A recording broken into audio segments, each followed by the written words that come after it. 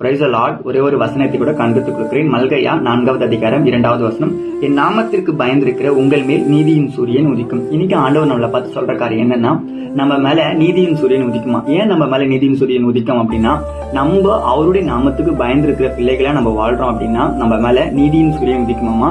அவரே நீதியின் சூரியன் நம்ம வாழ்க்கையை மாத்துறதுக்கு ஆண்டவர் இன்னைக்கு வராராமா. இன்னைக்கு ஒருவேளை உங்க வாழ்க்கையில பாத்தீங்கன்னா நிறைய பிரச்சனையின் மத்தியில, தோல்வியின் மத்தியில, கடன் மத்தியில, அப்புறம் வேலையில்லாத காரணத்தினால ரொம்ப கஷ்டத்துல கூட உங்க வாழ்க்கை நீங்க வாழ்ந்துட்டு இருக்கலாம். ஆனா ஆண்டவர் உங்க வாழ்க்கையை மாத்த போறேன் அப்படின்னு சொல்லுவாங்க. அதுவும் எப்படின்னு பாத்தீங்கன்னா, நீங்க அவரோட நாமத்துக்கு பயந்து வாழ்ற பிள்ளைகள் இன்னைக்கு நீங்க இருக்கீங்க.